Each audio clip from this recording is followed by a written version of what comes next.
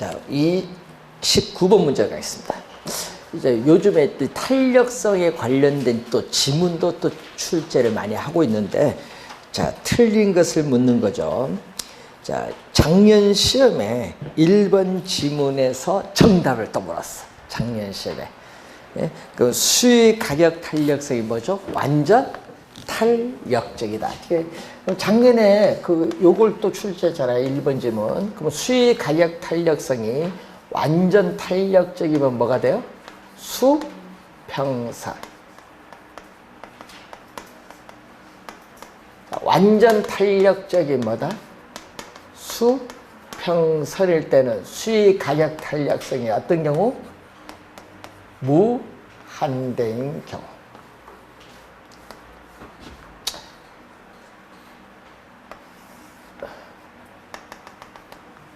자, 이 균형 상태인데 거기서 뭐가 된다? 공급이 증가하면 공급의 동그라미 한번 쳐볼까요? 이 작년에 뭘로 출제하셨어요? 공급이 증가하면인데 작년 시험에는요 수요가 증가하면 이렇게 출제해버린 거예요. 네? 그러면 작년 시험에 공급이 증가하면이잖아요. 지금 문제 1번 지문이. 그럼 공급이 증가하면 공급 곡선이 우측으로 이동해서 새로운 균형점에서 균형 거래량은 뭐죠? 균형 거래량은 증가하고 가격은 최초에 비교했을 때 가격은 변하지 않는다. 요거 있잖아요. 균형 가격은 변하지 않아요. 그래서 수평선일 때는 균형 가격은 변하지 않는다. 불변. 균형 가격은 변하지 않는다. 불변. 수평선일 때는 균형 가격은 불변. 근데 문제는요, 우리 출제를 하게 되면은 균형 가격은 변하지 않는다. 여기서 정답을 물어야 되는데 작년 시험에 공급이 증가하면 수요가 증가하면 이렇게 출제해버렸어요. 이 나쁜 사람들. 학생들 수요 증가하면 무슨 말인지 모르는 거야. 이 자체 지문에서. 그래서 작년에 그 문제가 2신청 들어가면서 상당히 논란이 많았던 지문인데, 그래서 하여튼 작년에 출제한 지문입니다. 1번에. 자, 2번. 공급의 가격 탄력성이 완전 비탄력적이다. 완전 비탄력적일 때는 뭐가 되죠? 수직선. 자, 공급의 가격 탄력성이 완전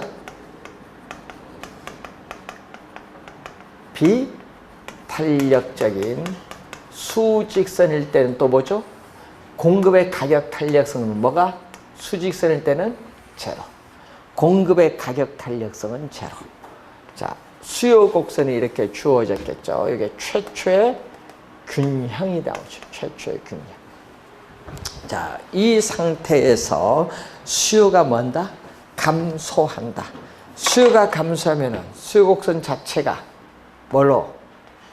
왼쪽으로 이동하겠죠. 그럼 새로운 균형점에서 가격은 뭐 한다? 하락을 하는데 거래량은 공급이 고정됐기 때문에 거래량은 변하지 않는다. 그래서 수직선이 나오면요 균형 거래량은 공급이 고정됐기 때문에 균형 거래량 자체는 변하지 않는다. 균형 거래량은 불변. 수직선일 때는 균형 거래량은 변하지 않는다. 불변. 꼭 기억해 두셔야 되겠네요. 이거 우리 시험 지문에 보면 수직선, 수평선이 많이 나오거든요. 주의 좀 해두시면서. 3번. 임대주택 수요가 임대료에 대해서 비탄력적이다. 자, 여러분, 비탄력적이면은 어떻게 돼? 기울기는 급하죠. 자, 여러분, 20회 시험에는요, 20회 시험에는 탄력적으로 출제했고요. 28회 시험은 비탄력적, 요거 출제했고, 작년은 뭐 출제한 줄 아세요? 단위 탄력적. 작년. 수의 가격 탄력성이 1인 단위 탄력적은 작년에 출제했어요. 작년 시험에. 그래서 28회 시험은 요걸 출제했는데, 그러면 가격과 수요량 곱한 요 직사각형 면적을 뭐라고 해요? 가격과 수요량 곱한 직사각형 면적을 총 수입. 총 수입은 가격의 수요랑 곱한 이 직사각형 면적이야. 자, 여기서 임대료를 인상하면 어떻게 돼요? 임대료를 대폭 올려도 비탄력적은 가격 변화에 민감하게 반응하지 않기 때문에 수요랑 감소폭은 이렇게 적어요. 감소폭은 적어요. 이때 이 가격과 수요랑 곱한 어느 면적? 이 직사각형 면적이 총수입인데 이 면적은 빗금칙 면적보다 뭐다? 빗금칙 면적보다 크죠? 그래서 임대료가 인상되면은 비탄력적일 경우에 총수입은 뭐 한다? 증가.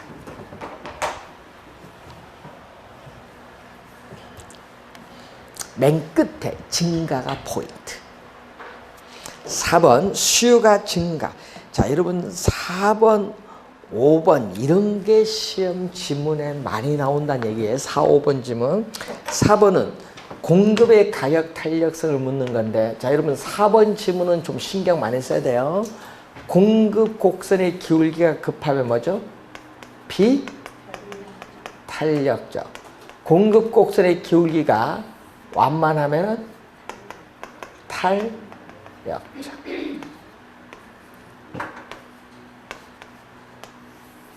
자, 수요 곡선과 공급 곡선이 만나는 점인데 수요가 증가하면 어떻게 돼? 가격은 수요가 증가하면 가격은 상승하는데 얼마만큼 오르냐 이거죠. 비탄력적은 가격 변화에 민감하지 않으니까 많이 상승하고 거래량도 약간 증가해요. 민감하게 반응하지 않아요. 탄력적은 가격 변화에 민감하게 반응을 하기 때문에 거래량은 대폭 증가하죠. 그래서 가격은 약간 상승을 해요. 자, 요거잖아요. 그림. 자, 그러면 어떻게 돼요? 그 4번에 공급의 가격 탄력성이 탄력적의 밑줄. 탄력적일 때는 어떻게 돼요? 균형 가격은 더 많이 상승, 더 적게 상승. 더 적게. 그게 덜이 동그라미. 덜 상승한다. 그러면 항상 이런 지문 볼 때는요, 출제율에 따라 막 지문을 좀 달리는데 덜이냐, 더냐. 주의. 출제위원에 따라 지문 보시면서. 자, 5번은 공급이 감소할 때인데, 자, 5번은 17회 시험에 또 출제를 했었죠. 자, 여러분, 수요 곡선의 기울기가 급하면 뭐죠? 비탄력적. 완만하면은 탄력적. 자, 이렇게 주어진 상태에서 공급이 뭐 한다? 감소하면 가격은 상승을 한다. 얼마만큼? 비탄력적은 많이 상승하고 거래량은 뭐다? 약간 줄어들어요. 근데 탄력적은 가격 변화에 민감하니까 어떻게 돼요? 거래량은 대폭 줄어들고 가격은 약간 상승. 그래서 맨 끝에 비탄력적 밑줄. 균형 거래량은 더의 동그라미, 더 감소. 어떻게 균형 거래량은 더 감소, 덜 감소. 비탄력적일 때는 덜이죠, 덜. 예, 맨 끝에 더의 동그라미, 더가 아니라 뭐다? 덜 감소한다. 5번 정답. 그래서 여러분 이 4, 5번 이런 지문에서 정답을 많이 묻는다는 거 항상. 올해도 좀 주의 많이 하셔야 됩니다. 올해 시험에도요, 이런 형태, 4, 5번 이런 형태 지문 나오면은 머릿속에 여러분요, 답은 거의 99% 답이라 생각하고 보세요. 그러면은 어떻게 돼요? 함정에 걸려 들어가지는 않을 거예요. 자, 20번으로 갑니다. 자, 경기 변동 문제입니다. 틀린 걸 묻는데, 하향 시장인 경우. 자, 여러분, 우리 순환적 경기 변동이 최근에 지문을 많이 출제하죠. 경기 추세선인데, 우리가 이렇게 회복 시장은 느리게 진행이 되고, 후퇴는 뭐다? 빠르게 진행이 돼요. 후퇴는 빠르게 진행이 되고, 회복은 느리게 진행되다 보니까, 가격이 상승하는 확장 국면과 가격이 하락한 수축 국면이 이렇게 비경사, 우측이 더 경사가 급하거든요. 우경사 좌우 비대칭의 구조를 띠고 있습니다. 자, 이때 하향 시장의 경우 과거 종전의 거래 사례 가격은 새로운 매매 활동에 있어서 과거는 새로운 여기서 볼 때는 위에 있잖아요. 그러니까 상한선, 이게 포인트. 상한선이 포인트. 2번, 상량시장은 가격이 뭐 한다? 오르잖아요. 여러분, 상량시장은 가격이 오르는 국면이잖아요. 그래서 매도자 입장에서는 가격 상승을 기대를 하기 때문에 거래를 팔려고 빨리 해요? 아니면 늦게 팔려고 해요? 늦게 팔아야지. 거래를 뒤로 미루려는 반면 매수자는 빨리 사야 되죠. 그러니까 매수자는 거래를 앞당기려는 경향이 있어요. 그러다 보니까 어떻게 돼요? 부동산 중개 활동에서는 뭐에 중점을 둔다? 부동산 중개 활동에 매도에 중점을 두는 매도자가 중시되는 시장이 형성이 된다. 3번, 중개 물건 의뢰와 접수와 관련하여 안정기. 안정은 뭐야? 가격이 어떻게 안정적으로 가는 국면이잖아요. 그러다 보니까 공인중개사는 매각 의뢰, 매수 의뢰 둘 다 뭐하다? 중요하다. 요즘 서울 같은 경우에는 뭐가 중요한 것 같아? 매도, 매수. 공급이 부족하잖아요. 그러니까 중개 전문 활동에서 거래가 이루어지려면 누구를 중시하게 돼? 매도자를 확보해야 되니까 매도자가 중시되는 거예요. 자, 그래서 실수요 증가에 한 공급 부족이 발생하는 경우는 공인중개사는 매수자, 매도자. 아까 얘기했듯이 매도자를 확보해야 된다. 일반적으로 부동산 경기는 일반 경기에 비해서 경기 변동폭이 큰 경우, 큰의 동그라미. 왜 그러냐면 여러분 5번 지문은요. 26회, 29회 시험에 출제한 둘 다 정답이었어요. 5번 지문. 변동폭 자주 나오거든요. 지문에 좀 주의를 좀 해두셔야 되겠습니다.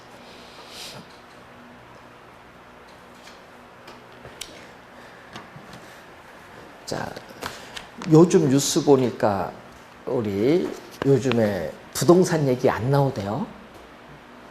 옛날에 막 나오다가 KBS, MBC에서 요즘 부동산 뉴스가 없어졌어. 그래서 이 부동산도 실물 시장에서 상당히 중요한데, 그래서 지금은 우리나라가 부동산 경기는 어떤 국면? 어떤 국면? 어디? 그것도 고민해야 됩니까? 뉴스 여기잖아요 지금. 상량시장 국면이에요. 우리나라가 지금 상량시장인데 아직 이쪽으로 안 내려왔어. 그러니까 뭐다? 장관님께서는 가격이 올라가서 떨어질 거다. 그런데 가격 떨어진 거니 계속 오르고 있어. 아직 상량시장. 그러니까 이게 뭐냐면요. 이 통계 조작이란 게 근데 하나의 지표만 보고 판단하면 안 되거든요. 부동산 경기는 여러 지표를 고려를 해야 되는데, 그래서 우리 장관은 좋아하는 게 뭐 한국 감정인데, 한국 감정을 한번 저들도 한번 봤거든요. 통계 조작을 장관이 하면 안 되지. 이상한 지표를 보고 뭐 판단하는데, 그러니까 정책의 오류가 그럼 발생합니다.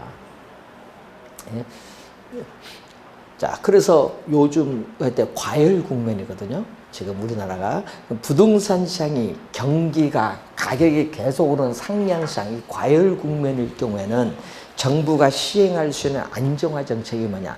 그럼 과열 국면일 때는 뭐가 많다는 얘기예요? 공급 부족하고 수요가 많은 거 아니에요?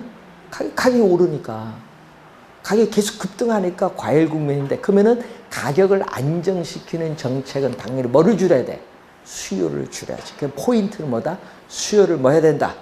줄여야 된다. 안정화 정책은 수요를 감소시키는 정책 찾아라 이 말입니다. 그러니까 안정화 정책은 수요를 뭐 한다? 감소시키는 것. 보기 중에 감소되는 것만 찾아내 갑니다. 양도소득세율을 인상하면 세금 부담이 높죠. 그 수요가 뭐 해? 감소하지. 기업은 맞고. 분양가 상한제를 폐지하면 가격이 어떻게 돼요?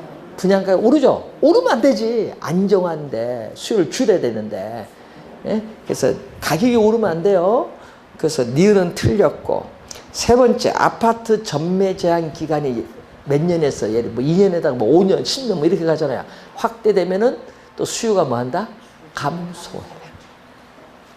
주택 청약 시 재당첨 제한 폐지 하면은 어떻게 돼? 수요는 증가하니까 안 되지. 가격이 오르잖아요. 다섯 번째, 담보 인정 비율, LTV, 총부채 상환별 DTI 규제를 강화한다. 강화하면 대출을 못 받는 거예요. 대출이 이전보다 더 적어져요. 그럼 대출이 줄어들면 수요도 감소합니다. 우리나라 지금 몇 프로 적용하죠? 아파트 40%를 적용하고 있죠. 둘 다. 그러니까 기역, 디귿, 미음 2번이 정답이에요. 자, 이런 문제 나오면요. 찾을 때 기역은 맞잖아요. 그럼 니은은 틀렸잖아. 그러면 니은 들어간 거 보기 중에서 다 제거시키면 돼요. 그런 식으로 찾아 들어가면은 빨리 답을 찾아낼 수 있습니다. 자, 22번 거미집 이론인데, 자, 우선 수요 공급 곡선의 기울기가 나왔는데, 항상 우린 거미집 이론은 우리 7번 출제, 7번 다 출제한 게 뭐다? 수렴형. 7번 다 출제했잖아요. 수렴형은. 그러니까 이건 수렴형 안 낼 수가 없어. 그러니까 하여튼 보기 답에 수렴형은 있어요. 예? 답에. 자, 수렴형은 이런 형태. 수요 곡선, 공급 곡선이 이런 형태가 바로 수렴형이야. 무슨 얘기냐? 수요 공급 곡선이 만나는 요 교차하는 점이 바로 무슨 상태? 균형. 그럼 이 점은 불균형. 교차하지 않잖아요. 그럼 이 불균형 상태가 시간이 이렇게 경과함에 따라 점점 뭘로 들어가죠? 균형으로 이렇게 접근해 가는 과정을 수렴형. 그럼 그림 보세요. 이 그림을 보면은 여기 수렴형이니까 수요 곡선의 기울기는 뭐다? 예? 음수니까 절대값을 씌워버리지. 예? 수요 곡선의 기울기 절대값과 공급 곡선의 기울기에 절대값을 씌우면 뭐가 돼? 어리가 크다. 그림 봤더니 공급 곡선 크죠? 이게 수렴형이야. 자, 마이너스 0.3. 절대값이면 0.3이죠? 0.7이니까 무슨 형태? A는 수렴형. 자, 탄력성은 수의 가격 탄력성, 공급의 가격 탄력성을 보면은 어리가 기울기, 여러분 기울기와 탄력성은 서로 어떤 관계에 있다? 기울기와 탄력성은 서로 역관계에 있어. 부동 방향 역관계니까 바뀌어야 돼. 그래서 암기하고 있죠. 수요가 탄력적이면 공급은 상대적으로 비탄력적이죠. 수요가 탄력적이면 뭐? 수렴형. 그래서 암기한 게 있어요. 수탄수, 공탄발. 그것만 기억하면 되죠. 기울기와 탄력성은 서로 어떤 관계? 역관계. 그럼 딱 알면 이제 끝난 거지. 요거 하나만 암기하면 돼. 발사는 요 부등호 반대. 순환은 뭐? 니꼬르. 순환 요거 다 같다. 니꼬르. 수렴형만 잘 기억해 두시면 되지. 자, B는 뭐죠? B는 공급의 가격 탄력성이 크죠? 요거 반대잖아요. 그러니까 발산형이지. 예? A는 수렴형, B는 발산형.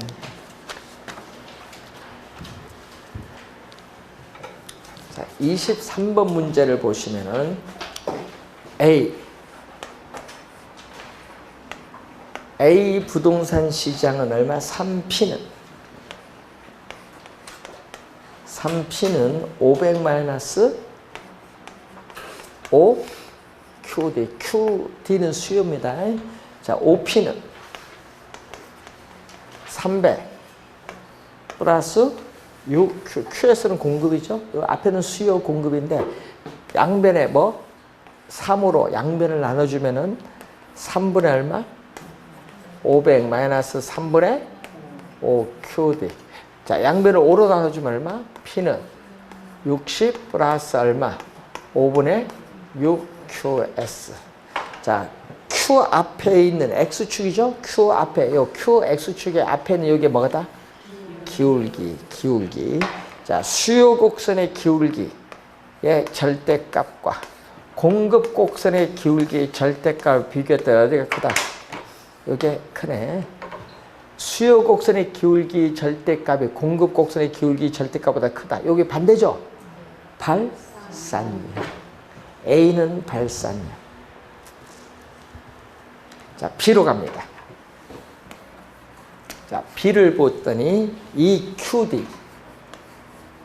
EQD는 400 마이너스 3P 그리고 3QX는 얼마? 100 플러스 4P. 자, Q 앞에 있는 요 2로 양변을 또 나눠주면 얼마? 200 마이너스 2분의 3P. 이건 또 3으로 나눠주니까 3분의 100 플러스 3분의 4P.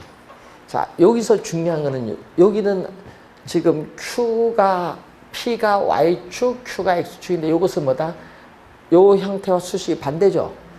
반대잖아요.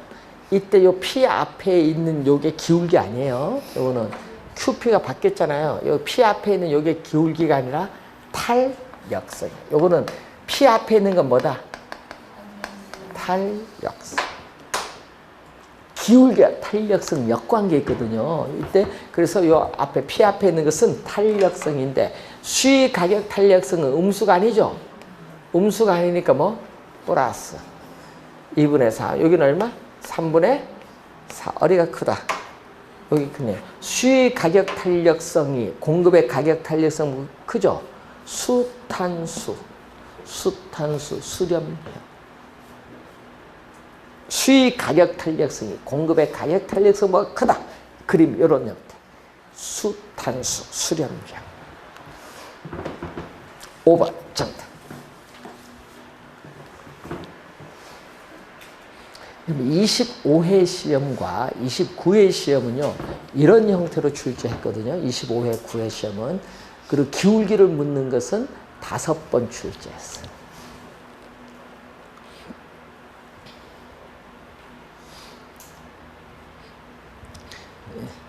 한성대 쪽에서 출제를 하게 되면 탄력성은 요거 거미지비용 반드시 냅니다.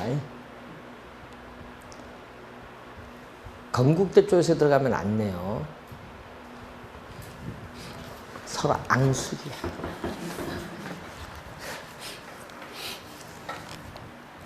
자, 24번 문제로 갑니다. 옳은 것. 부동산 시장은 부동산 재화와 서비스가 교환되는 메커니즘 기구라고 하거든요. 번역한다면 교환되는 기구이기 때문에 유형, 그러면 형태가 있는 거 뭐죠? 지금 건물, 토지 형태가 있죠. 이런 유형의 부동산 거래는 허용이 되나 무형, 형태가 없는 이용과 관련된 권리는 제외된다. 여러분 토지 이용과 관련된 권리 거래돼요? 안 돼요? 되죠. 주택 관련 거래도 되잖아요. 뭐 전세권 뭐 이런 거 설정되잖아요. 여러분 거래됩니다. 무형의 형태가 없는 권리 거래가 됩니다. 그래서 부동산에 관한 권리도 거래 대상이 되잖아요. 그래서 1번 틀린 질문이고 2번 일반적으로 부동산 시장은 일반 시장에서 거래 비용이 많이 들죠. 여러분 거래 비용이 많이 든다는 건 뭐예요? 중개 보수 요거 있지만 또 등기 비용 이런 게 있잖아요. 취득세 이런 게 있잖아요. 이 법적 수속에 따른 비용도 많이 드는 거예요.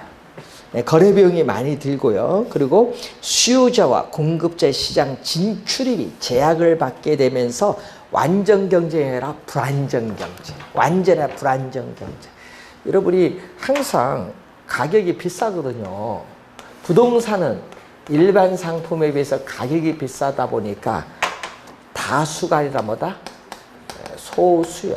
소수. 다수가 아니라 소수의 구매자와 판매자가 존재. 자, 소수의 구매자와 판매자가 존재하기 때문에 부동산 시장에 진입을 하는 수요자와 공급자의 수를 상대적으로 제한을 해요. 왜? 높은 가격을 지불할 수 있는 사람만이 참여하니까. 그래서 부동산 시장을 뭘로? 불안전 경쟁 시장으로 만든다. 완전이 아니라 불안전 경쟁 시장. 3번 부동산의 입지. 여러분 위치가 고정되어 이동할 수 없기 때문에 입지가 중요한데 이러한 입지성으로 인해서 소유자는 해당 부동산 활용 또 가격 결정에 있어서 입지에 대한 독점권을 가지죠. 예? 이동하지 못하다 보니까 그래서 이것은 부분 하위 시장 다른 말로 또 부분 시장이라고 하는데 하위 시장 형성과 관련이 있다. 3번 정답.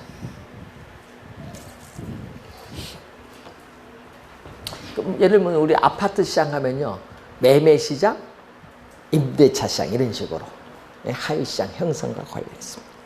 정부가 제품의 품질, 규격을 통해서 통제하는 건축 기준은 뭐죠? 이런 건 질적 규제라고 해요. 양적이 아니라 질적 규제. 생산량을 규제하는 게 아니잖아요. 질적 규제입니다. 이런 거는. 자, 여러분 5번 지문요. 요거 출제원들이 상당히 좋아해요. 여기 26회 8회도 오는데 한 번은 정답 물었죠. 이게 강성 효율적 시장 개념 정답 많이 묻습니다. 공표된 정보, 공식적으로 발표된 정보든 공식적으로 발표되지 않은 정보든 이미 모두 시장 가치에 반영이 되는 시장을 무슨 시장? 강성 효율적 시장. 이 개념 진짜 많이 출제합니다. 그럼 강성 효율적 시장에서는 정보 비용이 존재한다 안 한다? 안 하지. 이미 시장 가치에 모두 반영되기 때문에 정보 비용이 존재하지 않습니다. 자, 25번 문제로 갑니다. 틀린 거. 자, 부동산 시장은 단기적으로 수요 공급 조절이 쉽지 않죠. 또 뭐 때문에 이거는 토지는 위치가 고정되어 있고 부동성 또 무슨 특성? 부증성 등의 특성을 해서 단기적으로 수요가 증가하더라도 바로 즉시 부동산을 만들어서 공급하기는 어려워. 공급에 뭐가 존재한다? 시차가 있어요. 그래서 항상 부동산은 공급에 시차가 있어요. 그래서 수급 조절이 쉽다 어렵다? 어렵잖아요. 곤란해요. 그래서 시험 문제에 나올 때 주의해야 될 거는 요 뒤에 있는 지문을 우리 정답으로 많이 묻어요. 단기적으로 부동산 시장에서의 뭐를 발생한다? 가격의 왜곡을 발생시킬 가능성이 뭐다? 높다. 이걸 출제를 많이 하는 거죠. 자, 2번 부동산의 공급이 탄력적일수록 아까 요 그림 여기 있나? 탄력적일수록 공급이 탄력적일수록 수요 증가에 따른 가격 변동폭은 크다 작다? 네, 작다. 시험에 많이 나와요. 맨 끝에 크다가 아니라 뭐다? 작다. 2번 정답. 이런 지문을 정답으로 많이 묻는다는 얘기예요. 자, 3번 취득세의 강화. 지금 우리나라 몇 프로죠? 12%인가? 법 바뀌었잖아요. 12%인가? 지금요? 법 바뀌었어요. 그래서 이 취득세를 강화하면요, 취득하기가 어려워요. 세금 많이 내야 되니까. 그래서 수요 공급자의 시장 진입을 제한을 합니다. 세금 부담이 높아지니까 시장의 효율성을 뭐한다? 저해합니다.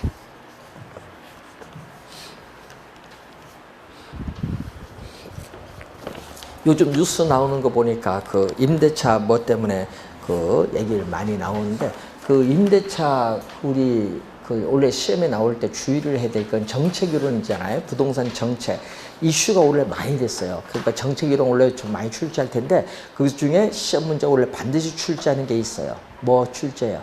이슈 많이 된 것 중에 전월세 상한제. 전월세 상한제인데 이 개론 시험에 전월세 상한제를 이론으로 출제하는데 법조문이 나올 수도 있어. 어디서?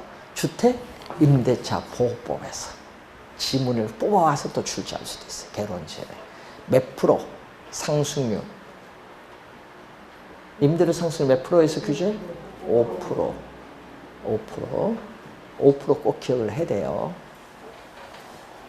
그러면 시험 문제 이렇게 나옵니다. 현재 우리나라에서는 임대료 규제를 실시 중에 있다. OX. 실시 중에 있죠. 뭐를 통해서? 주택 임대차 보호법을 통해서. 어떤 분은 또 실시 안 한다 이렇게 하면 골치 아픕니다. 예? 뉴스 가끔 그 질문 탁 뜨는 거야 이제 그 시험에. 자, 또 상가는 뭐에 대해서? 상가 건물 임대차 보호법. 올 하여튼 출제하니까 잘 공부하세요. 자, 4번에 토지 이용 규제의 대표적 수단 하면 뭐다? 지역 지구제. 예? 우리나라에서는 그러면은 토지 이용 규제로 인한 택지 공급의 비탄력성, 이런 비탄력성 미추, 이런 비탄력성이라는 의미를 해석 잘 해야 돼요. 택지 공급의 비탄력성은 택지 공급 어렵다 이 말입니다. 비탄력성 어렵다, 공급 어려워요. 공급 어려우면 주택 공급도 쉽다 어렵다? 어렵다. 어려운 것도 뭐? 비탄력성. 또 뒤에 주택 공급의 가격 탄력성은 비탄력적으로 하는 요인이 된다. 비탄력적 또 미추. 시험에 뭘로 내겠어요? 탄력적으로 내버리지. 공급이 어렵습니다. 어려운 건 탄력적, 비탄력적. 쉬운 건 뭐다? 탄력적. 자, 주택시장에서 시장 균형 가격. 자, 여러분 5번 지문은 요 얘기거든요. 자, 수요. 공급이 주어진 상태. 주어졌어요. 여기 수요 공급이 만나는 점이 바로 뭐가 돼? 시장에서의 무슨 가격? 균형 가격. 이 주어졌죠. 이 균형 가격보다 뭐한 수준? 낮은 애 동그라미, 낮은 수준의 가격 상한 규제. 이 얘기거든요. 이게 무슨 가격? 규제 가격인데, 이 규제 가격이 바로 뭐다? 법이 허용하는 범위 내에서 어떻게 돼요? 가장 높은 받을 수 있는 가격이야. 상한. 시험 문제는 또 균형보다 밑에 있다고 해서 뭘로 출제를 해버려요? 하한으로 출제해버려요. 하한이 아닙니다. 상한이에요. 상한. 상한의 밑줄. 시험엔 또 우리 하한으로 내버립니다. 나중에 보면 뭐 글자 어디 틀린지를 몰라. 여러분이 말을 바꿔버립니다. 상한 규제는 장기적으로, 자 그림 보세요. 장기적으로 어떻게 돼요? 공급자는 요 가격 차이만큼 손해를 보니까 공급을 뭐 한다? 감소시키지. 공급량이 규제 받기 전보다 줄어들어요. 이만큼 공급밖에 안 되잖아요. 근데 수요는 이득을 얻으니까 수요량은 뭐 한다? 증가하지. 그래서 사회적으로 필요한 양은 이만큼인데 실제 공급은 이 정도 되니까 시험 문제 이 질문을 또 많이 내잖아요. 장기적으로 뭐를 발생시킨다?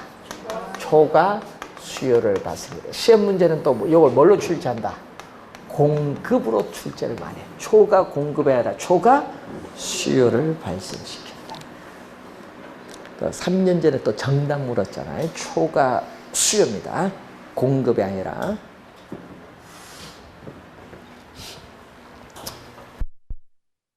요거 출제 원래 하니까 잘 봐두시기 바랍니다.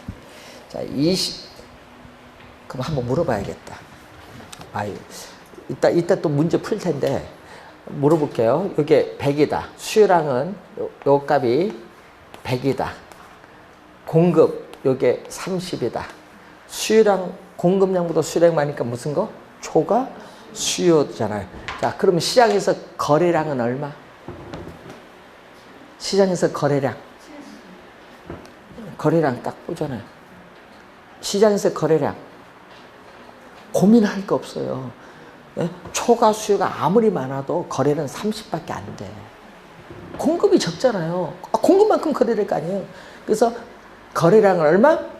30. 예? 요거 되면요 거래량 못 찾아서 또 헤맵니다.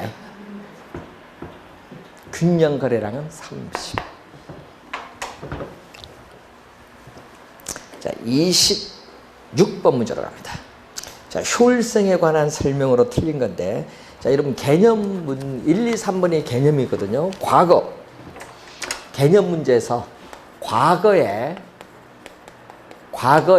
추세적인 정보가 시장 가치에 반영되는 시장을 무슨 시장? 약성 효율적 시장. 요게 1번 지문이에요. 2번은 어떤 새로운 정보가 공식적으로 발표되는 증시. 자, 여러분 과거에 추세인 정보가 현재 공개되는 정보죠. 과거의 추세적인 정보뿐만 아니라 현재 공개되는 공식적으로 발표되는 정보까지 이미 시장 가치에 반영되는 시장을 무슨 시장? 중강성인데, 이때 요 두 개를 더해서 뭐라고 한다? 과거에 이미 발표된 정보와 현재 공개되는 정보를 더해서 요걸 공식적으로 발표된 정보.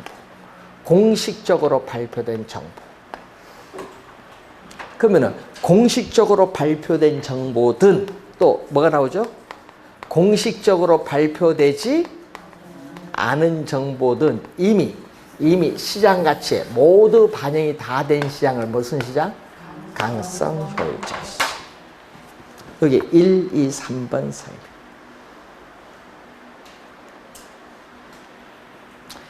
또 시험에 많이 나오는 지문 중에 과거에 추세적인 정보를 통해서 현재 시장 가치의 변동을 분석하는 것은 무슨 분석?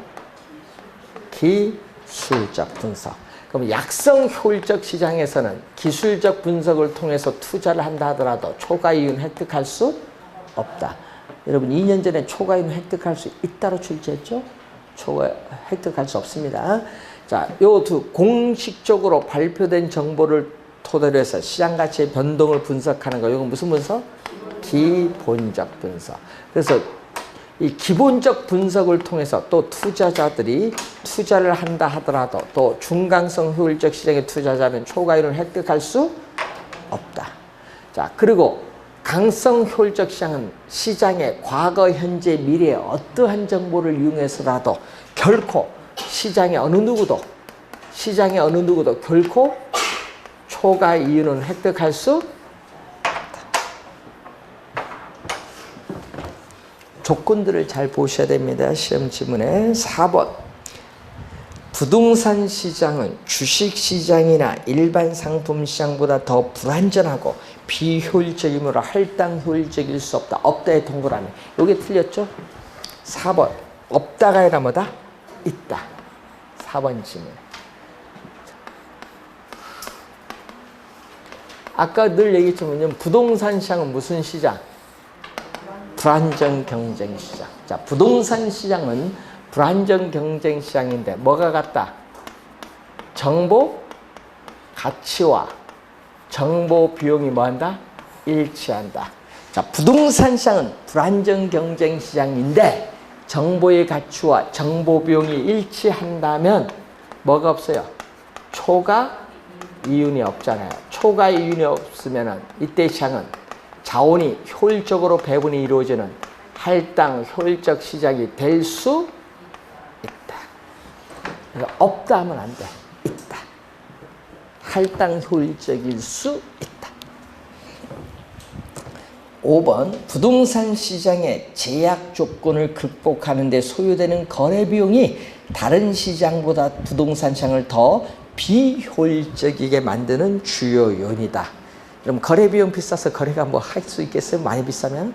특히 거래 비용 하면 대표적으로 우리 요즘 보면은 취득세, 양도, 소득세 이런 데서 세금이요. 거래세도 비싸지만 또 우리나라는 또 보유세도 비싸잖아요, 지금. 그래서 미국 같은 경우에는요, 보유세는 비싸거든요. 미국은 보유세는 높아요. 그런데 뭐는 없어? 미국은 양도 소득세가 없어요. 예? 취득세도 낮거든요. 그러니까 우리나라처럼 취득, 보유, 거래 관련 모든 세금이 다 비싸면요, 이게 상당히 골치 아파요.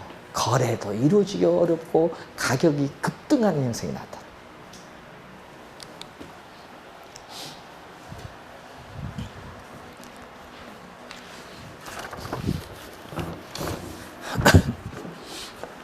자, 올해 시험 문제 이 세금 관련해서 또 출제 또 하죠. 그러니까 좀 주의해서 또 보셔야 됩니다. 자, 여러분 우리 상권 분석 모형 중에 29회 시험에서는요 레일리의 소매 인력의 법칙 이론 정답 물었고요. 중력 모형을 30회 시험과 28회는 허프 모형을 출제했어. 여기는 이론, 28회 계산. 그런데 레일리는 26회, 27회, 24회 시험에서는 뭐 계산 문제, 25회는 이론 출제했어요. 그래서 흐름상 작년에 허프 나왔기 때문에 원래 만약 출제하면은 레일리의 소매 인력 법칙 계산 문제가 출제 예상이다. 왜? 최초니까.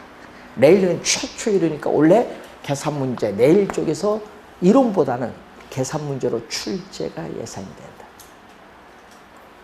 예?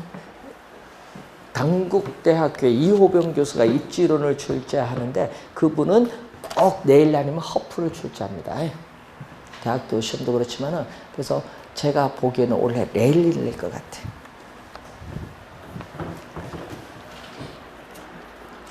자, A 그림 보세요. A와 B 도시 사이에 C 마을이 있는데 레일리의 소매 인력의 법칙을 적용할 경우에 C 마을에서 A 도시와 B 도시로 뭔다? 구매 활동에 유인되는 인구 수는 얼마냐? 그럼 여러분 A 도시로 몇 명 가면 나머지는 뭘로 간다? B로 간다 얘기인데 조건이 있어. 단 C 마을 인구의 60%만 미쳐. 이게 왜 그러냐면요. 레일리는 계산 문제 4번 출제했거든요. 4번 출제했는데 그 중에 이런 조건이 없어서 C마을 인구의 몇 프로 이게 없었어요. 지금까지는. 그래서 이제 출제 만약 한다면 이런 조건을 주어지면서 묻는 문제. 출제 예상이 된다. 자, 그러면 얼마? A 도시로 몇 명 가느냐? A 도시로의 인구 유인 비율 A 도시로 몇 명 가느냐? 나머지는 B 도시로 몇 명 가냐? 이 소매 잠재력 인구의 상대적 크기를 물을 때는 분모 분자 분수식으로 봐. 상대적 크기는 노동에 대한 자본의 상대적 크기 하면 또 분모 분자로 이렇게 가거든. 분모 분자로 가는데 무슨 모형이죠?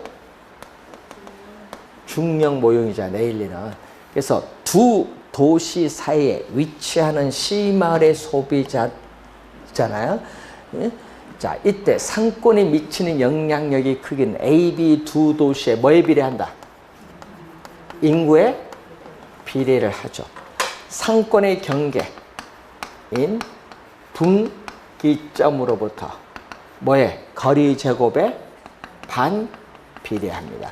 자, 여러분 29회 시험 25회 있죠? 여러분 25회와 29회 시험 요거 출제를 했는데 29회 시험은요 요거 냈거든요. 비례와 반비례를 뭘로? 29회는 바꿔서 출제했어. 그게 정답입니다. 여러분 거리 제곱은 다 반비례입니다. 분모로 갑니다. 반비례는 뭘로 간다? 분모. 비례는 뭘로? 분자. 고객을 끌어당기는 힘, 유인력. 자, 여기서 인구가 많으면 유인력 또 어떻게 돼? 커지죠? 인구 많으면. 그런데 거리는 2km, 4km, 5km 거리가 멀어지면 제곱이니까 분모가 커지면 유인력은 작아지죠. 그렇죠? 그래서 여기가 커지면 유인력은 뭐 한다? 그러니까 도시에서 거리가 멀어질수록 유인력은 떨어진다는 얘기입니다. 이것도 말로 출제하면 또 틀리신 분이 많대. 분모 분자를 잘 주의하면서. 자, 그러면 한번 볼까요? 얼마? A 도시. 얼마? 10만 명. 거리 20km. 거리 제곱 반비례. B 인구 얼마? 30만 명. 거리 제곱의 반비례. 여러분 하여튼 이 수식만 쓰면 이제 계산하면 돼. 그래서 내일은 요거잖아요. 수식만 쓰면 돼. 그 다음 계산은 어떻게 가? 내항이고 우리 탄력성 할 때도 열심히 했는데 내항이고 뭐로? 분모. 20의 제곱은 400 곱하기 얼마? 30만 명은 분모. 외항이고 또 400 곱하기 10만 명은 뭘로? 분자. 요거 없어지죠? 약분하면 얼마? 3분의 1. 자, 이 분수식을 비례식으로 가면은 A 대 B는 1 대 3. 그럼 A는 얼마? A 도시로 가는 인구는 C마을 인구의 몇 명? 2만 명의 몇 프로? 60%니까 12,000명이죠. 12,000명 중에 얼마? 1 플러스 3 전체 1 플러스 3 4 중에 A는 얼마? 1 차지하고 B는 얼마? 3을 차지한다. B는. 그 A는 몇 명가? 12,000명의 4분의 1인 3,000명이 구매하러 가는 거고 나머지 9,000명은 어디로 간다? B로 간다. 1번 정답.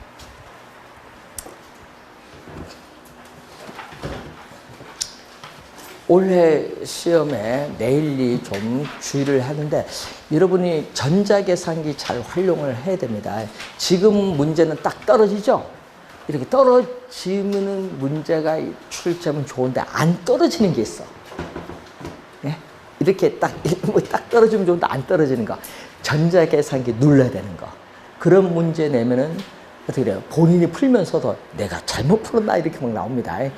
예를 들어서 뭐 33.3%, 60몇 %. 소수점으로 나가면 이제 골치 아픈 거야, 이제. 떨어지지 않고. 그러면은 본인 실력에 자신감을 가지고 한번 풀어보세요. 자, 그래서 그 문제는 마지막 모의고사 때 한번 풀어보도록 하겠습니다. 내일은. 자, 우선 레일리 문제 하나 확인을 했고요. 자, 레일리의 소매 인력의 법칙을 수정한 게 누구? 수정된 소매 인력의 법칙을 컨버스의 분기점 모형이야. 컨버스는 아까 얘기했죠. 두 도시가 미치는 어떻게 돼요? 구매 영향력이 같은 점이 바로 상권의 뭐가 된다? 경계가 된다. 그게 포인트죠. 구매 영향력. 두 도시가 미치는 구매 영향력이 같은 점이 상권의 경계가 되는 게 바로 컨버스 모형 핵심. 그 계산 문제가 여러분 28번 문제가 되겠습니다.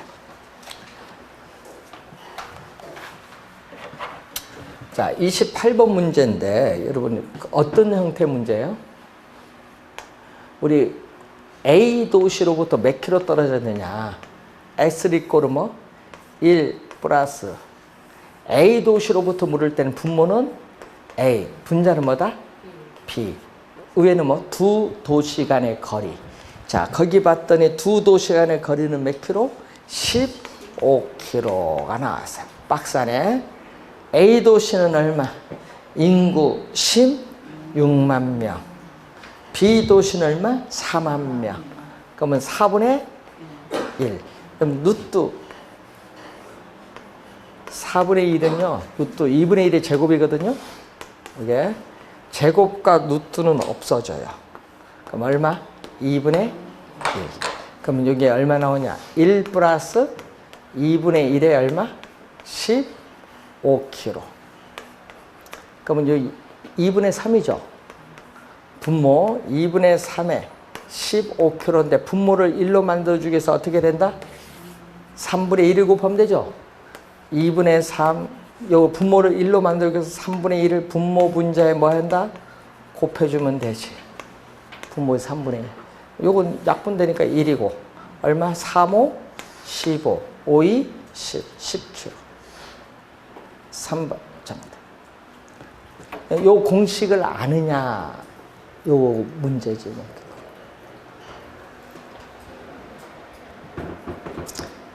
공식 모르면 틀려야 되고 2차 방정식 풀어야 되거든요.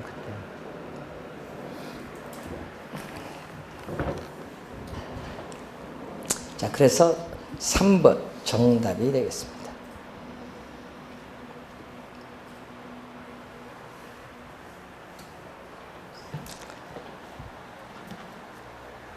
자, 칠판을 다 쓴 관계로 이제